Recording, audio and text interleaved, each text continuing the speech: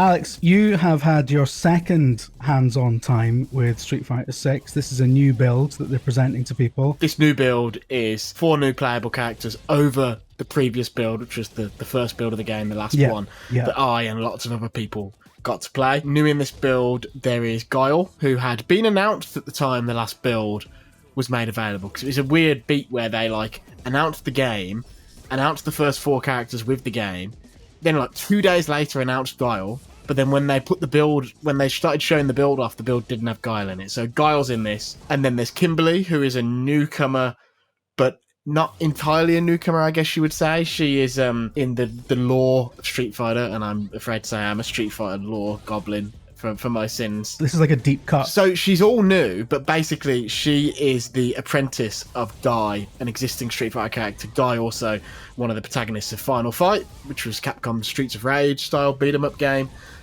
So she's got a lot of Guy in her moveset and stuff like that, which is cool. So there's Kimberly, she's new. There's Jury, who's returning, who first made her debut in Street Fighter 4, and she seems to be the one of the Street Fighter 4 cast that has stuck, because she's been returned twice now. And then new, by the time the people see this, he will have just been announced, really, really recently, announced at Tokyo Game Show. Ken Masters, the boy. Everybody knows who Ken is. Bit of a different look this time. I did email Capcom to try to find out what his background story was in this game, but I don't think they've replied, because they are very busy doing hands-ons and stuff. Or they just don't want to tell you. Or they just don't want to tell us. I'm sure by the time people see this, it's probably on Capcom Unity on the blog. But obviously, there were some leaks with Street Fighter 6 with the roster, and people saw the concept art of Ken through those leaks, and people were very excited because they were like, "Oh, it's Hobo Ken.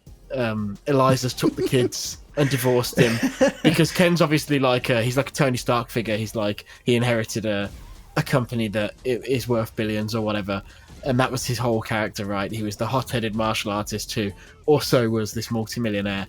And in Street Fighter 6, for whatever reason, he's sort of in these very casual clothes, this really raggy coat, and it'll be interesting to see what his deal is in the story, because that's the other thing about this game. When I was talking about Kimberly, aside from how it plays, it's interesting because it's the furthest along game in the Street Fighter canon.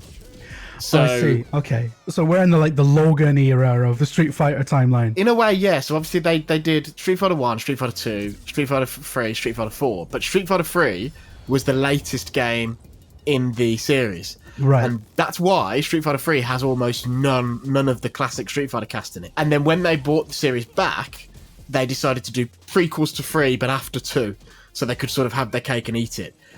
And so this is the first game that's set after the third game. So you've sort of got this element of Chun-Li, for instance, is no longer some young woman trying to avenge her father. She is sort of in that sort of badass master stage, like Michelle Yeoh sort of vibes going on with Chun, and that's the sort of stuff they're doing. There's a lot of story stuff going on. How does it feel to play? I mean, great continuation of what I said in a previous video about this game, and I think this is going to be a theme because I will go and play every build that Capcom will put in front of us, and so far so good on just in terms of how it plays. I think they learned a lot of lessons with Street Fighter 5, and I guess the best way I can describe it is similar to 5, but they make enough changes to the core mechanics that they really end up in a position where it moves ever so slightly along towards more what Street Fighter 4 was like. So it ends up not quite halfway between the two, but pretty close. And it's all about one unifying system, the drive system, which is, if you look at the footage, you'll see under the life bars, there's a green bar, or sometimes it'll be orange or yellow or red. And basically, most of the stuff you do, apart from your normals, is governed by that meter. So rather than you have a super meter, and then you have a stun meter, and you have an ultra meter, and all these different things that you're managing all at once, that one meter is EX moves, parrying, a mechanic that's very like the focus attack from Street Fighter 4, stuff to do with how you can get stunned. It all locks into that one meter, and so it becomes a game about managing that meter, and it's really interesting, really clever, and already when I see high level players play it, it's an extremely exciting game. And then you've got all the other stuff on top, and I just think it feels really, really good. And they're doing some interesting things with some of the characters as well, it has to be said. So to touch on the new guys for this build. Guile is Guile. He's retained one of his new moves from Street Fighter V, where he can sort of put a projectile out in front of him that just stands still, and then if he shoots a sonic boom through that, it powers up the sonic boom. So he's retained that, and he's retained some other elements from 5, but he's a classic Guile, and they realised that. That's one of the nice things about this game, is you feel them doing ever so slight iterations on these classic characters, but they know they don't need to mess with them too much. Kimberly is like joyous. She's a ninja, she's super quick, and she's like all buttons, no thinking, basically. Doesn't mean you can mash, but she is very, very, very in your face, and I think it's going to be tremendous fun to play, but also a tremendously acquired taste, and probably a character that drives people bonkers online. Would you say that she's like a good character for noobs, or? Probably not. I think you could jump in and play her, and part of the reason why that's possible is because Street Fighter V has this new, they call it modern control method.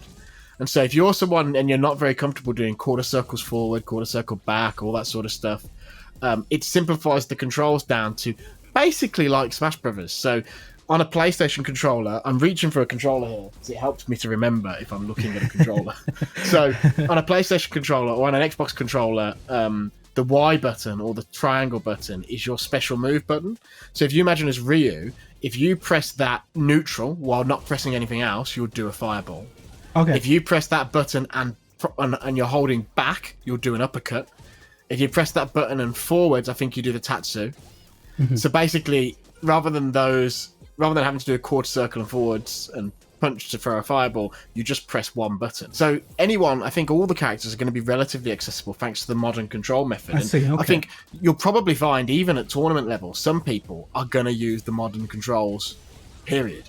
But as far as Kimberly goes in general, she seems to me like she'll be a character that is relatively accessible but has quite a high mastery ceiling because there's a lot of tricky stuff she can do, which is pretty traditional for ninjas in Street Fighter, to be fair. I was wondering if like she might teach people bad habits as well if you go straight to her as a newcomer. You could totally learn bad habits, but I think that comes into a question of something that I haven't seen on Street Fighter yet, and hopefully we see some of it this week at Tokyo Game Show. But this is a game of 3 parts, and they've described it as almost like they're building 3 games. So you've got World Tour, which is their story mode where you create a character, and it seems like you're going to be running around these zones. So we know that Metro City, for instance, is a zone, and in the first trailer you see a created character running around Metro City.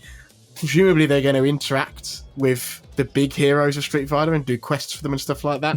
Before Wow. It was announced, someone described it to me as so this was before it was announced, so they weren't really fully talking about it. But before it was announced, someone described it to me as being like the crypt mode from Mortal Kombat, where you walk around and unlock stuff, crossed with Shenmue. And you know how Shenmue was a game where you'd walk around and talk to people, and then you'd go into fights, and the fights played out like Virtua Fighter. Yeah. I guess that's what they're sort of getting at, where you'll walk around, talk to people, and then you'll start a fight, and it'll be a Street Fighter battle. That's incredible. So you got World Tour, and I assume that will exist in part to teach you.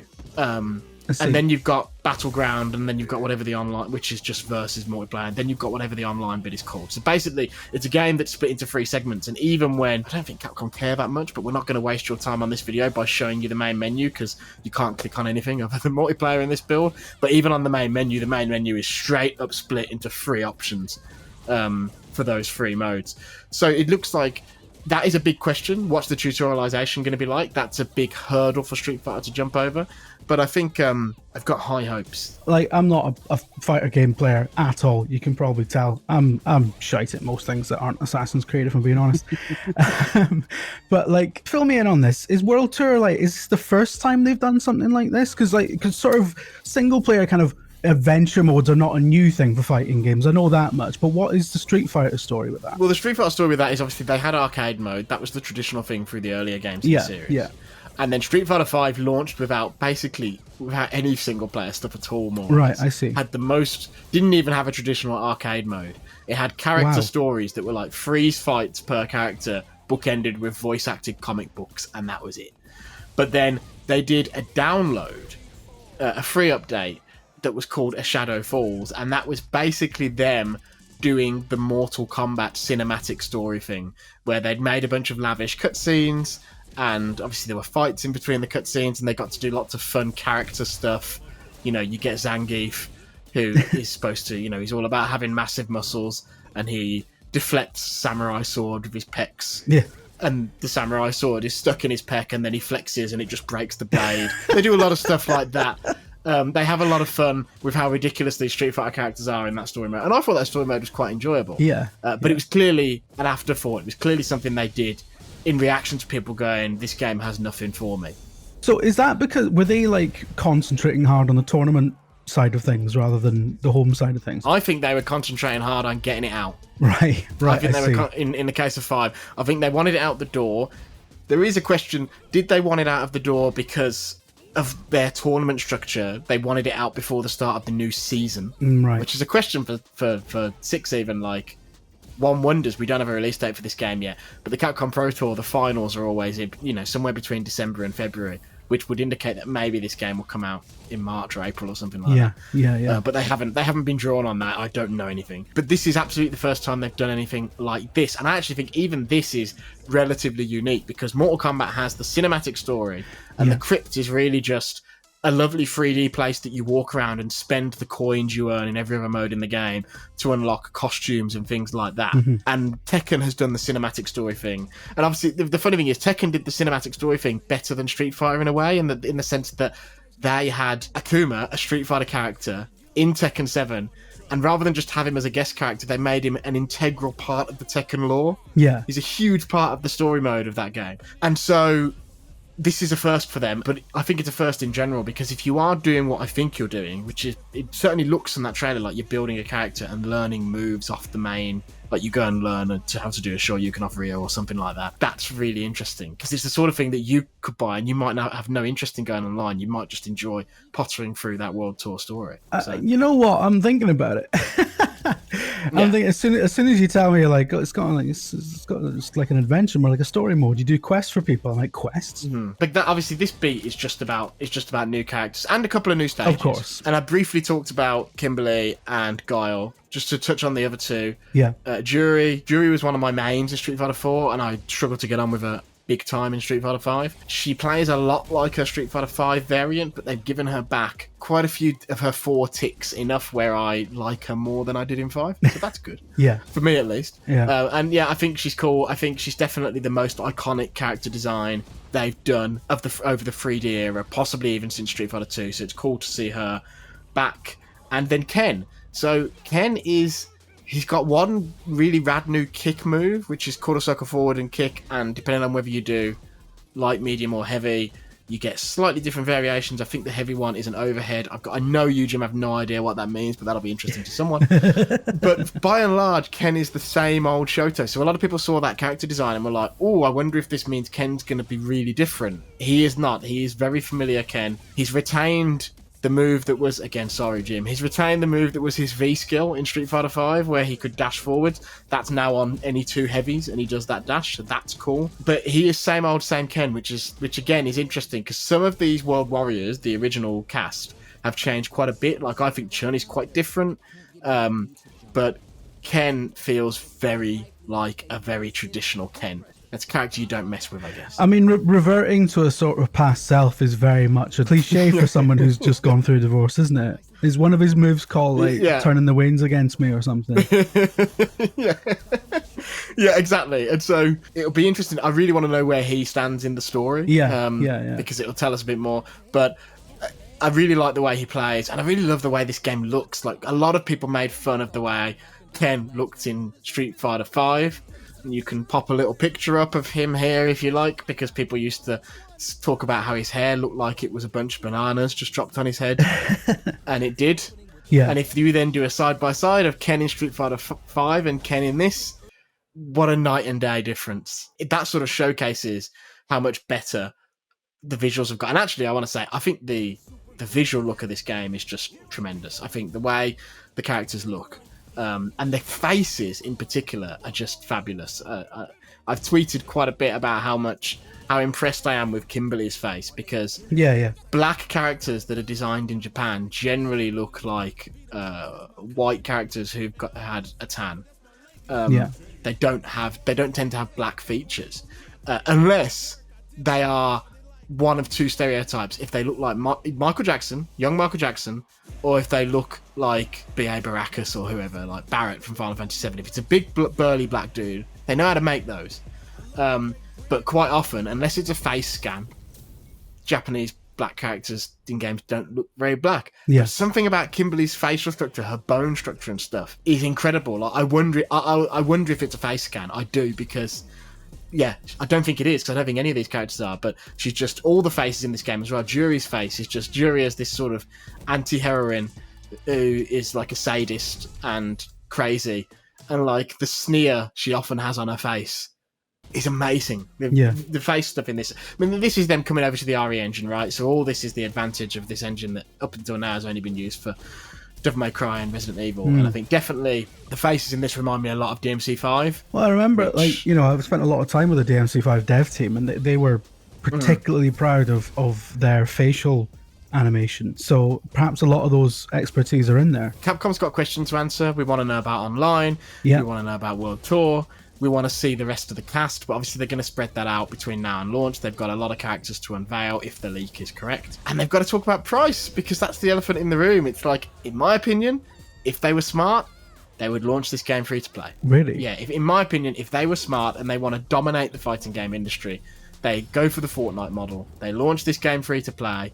All characters are free, but then they have seasons of cosmetics and other guff. You can sell music, you can sell costumes, you can sell decals, all that sort of guff, but just make all the core content free. None of this bollocks that they did in 5 where they had fight money and you could earn fight money, and if you earned enough fight money, you could get the DLC for free, but you would literally have to grind all year and not spend any fight money on anything else to get the characters for free. Bin all that, and they should just go. I don't think they've got the balls to do it, which is a shame. Even then, hopefully, even if it's on sale, hopefully it's $60, and then all the characters in the future are free, like the Overwatch 1 model. But we'll see. All those things are questions to be asked, but every time I play this game, it makes me sad. The best way I can describe it is it makes me sad for a bygone era of games media, where back in the day, when Street Fighter Cross Tekken was coming out, Capcom would literally just send me a disc.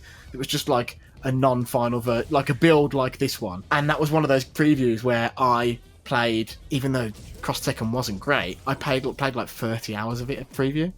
Because why wouldn't you? And this is the sort of thing where I wish I could have took this build home, because I would be in the lab with it until the next build arrived. I think it's so good, and I think it's going to be. I was one of those people who had a lot of good to say about 5, and 5 did get to a really good place eventually. It was a bit of a kick in the teeth when it launched, admittedly, but despite being one of the 5 apologists, I guess you'd say, I'm willing to admit that it was a misstep. And this feels like back on track in every possible way you could want. Street Fighter 6 is a bit of a course correction, you think? Absolutely. Is it finished enough in your estimation that you think they might just be holding on to it for an opportune release window, or does it still have work to it? It feels very polished, but the question is, there's only 8 characters in this build, which is going to be less than a third probably, or around about a third of the total cast of the game. So the question is, are all the other characters, and is the balance of all the other characters in as good a state as what I've seen? And also, we haven't seen World Tour, and we haven't seen any of the online stuff, and they definitely learned a lesson about launching an unfinished game with 5. So we will see, but what I've played feels like a polished game. And you can't launch a fighting game with 8 characters and only multiplayer these days. But if you could release what I played tomorrow, in a sense, but it would just be local multiplayer only, 8 characters only. Hey, if they released it free to play, they could release it now, right? Yeah, well, I mean, hopefully we'll learn some more about that. And this is the thing, some of this chat might be a little bit outdated, because Capcom has asked us not to put it up because we've got footage of Ken until Ken is announced. And at the broadcast where Ken is announced, who knows what else they might talk about. Maybe they'll be talking about World Tour and stuff, and we'll have to return to have another chat about it. But as it stands right now, I'm so impressed. It's my most anticipated game of next year. I'm pumped. Like and subscribe and all that. I mean, if you want, I'm not your mum. And check out the weekly VG247 Best Games Ever podcast if you quite like listening to people mugging off their boss. I should probably stop doing that, actually.